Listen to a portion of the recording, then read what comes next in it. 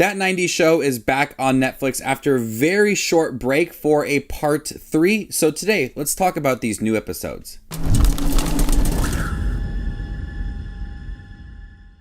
Hey everybody, my name's Justin here. I try to watch everything that hits theaters and on streaming services like Netflix. If you guys are like me, go ahead and hit that subscribe button down below and click that bell notification for more up and coming content. Part 3 picks up right back in the Forman kitchen where Red and Kitty return from Paris to find a giant hole in the wall. And this isn't even the biggest crisis Leia has to face. I enjoy that 90s show. It's nowhere near as good as that 70s show, but I do find enjoyable moments within this show. And I do think that part 3 of all of them is the best one for me. Where a lot of great moments in that 70s show is where you had Red and Kitty that were able to connect with the teenagers, especially Red. And in several moments within part 3, there are moments where Red is opening up more and you could feel that he is building these relationships with these teenagers that are constantly at his house. So there are several episodes where Red is giving advice to these teenagers. He's connecting with them. They're spending more time in the kitchen rather than the basement. And you just see some genuine relationships develop. And that was a highlight for me, as you feel like you have to kind of build up to that.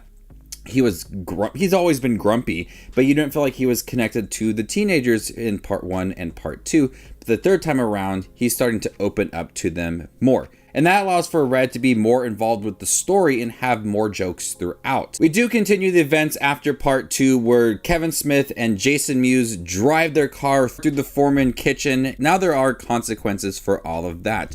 On a side note, real quick, I am so happy that Kevin Smith and Jason Mewes did continue being in this season. They don't have a big role, but they appear here and there throughout the show, which I absolutely loved. But continuing it right after part 2, you don't have to get yourself caught up to any events from part 2 and the time in between those. You don't have to understand new relationships. Just jump right into it all. And all the relationships in here, once again, are very strong.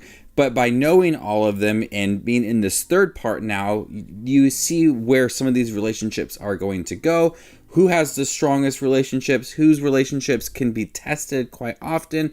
But you see some genuine relationships that do develop throughout, and you feel some love that they have for each other. If it's real love or if it's just a fling here and there, there are some great moments between all of the characters.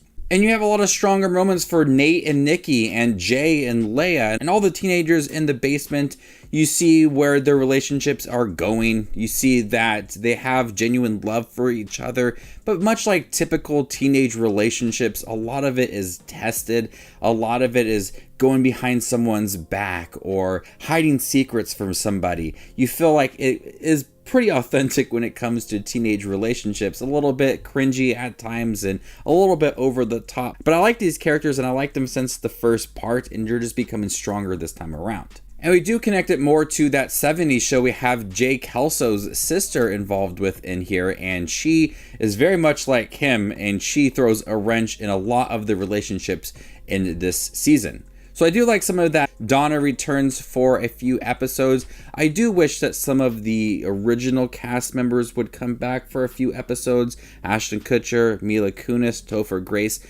Anybody really just appear here and there throughout the show. You would just build that connection between the two. But I'm happy that at least Donna was able to return. The way that they're building this third season, it's going to provide for a lot more entertaining moments and more Donna, hopefully, in the fourth part. But I really like the third part, more so for Kitty and Red to be more involved. You have a lot more references to the 90s. There's an episode where Kitty and Red are trying to acquire a lot of Beanie Babies to resell them for a profit. Discussions of movies and pop culture, you really feel that 90s vibe throughout this show, more so than the previous two parts. Just the comedy worked better, the relationships were stronger, the characters were more developed, Red and Kitty more involved with the storylines. It just all around was more entertaining, and I really do like the first two parts of that 90s show, but the third part is just where it all really starts to work on all cylinders and gives us the best moments for these characters. Like I said, it's nowhere near as good as that 70s show, and I don't think that it will reach that height of that show, but at least it's enjoyable, and the characters are becoming better, not worse throughout the show. So hopefully the fourth part will be even better than this.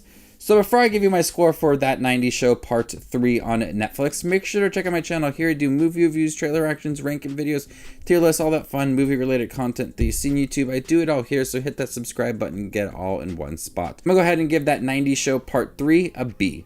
Thank you guys for checking my review for That 90s Show Part 3 on Netflix. Have you guys seen it by chance? What'd you think about it? Let me know in the comment section down below, and stay tuned for more up-and-coming content like this.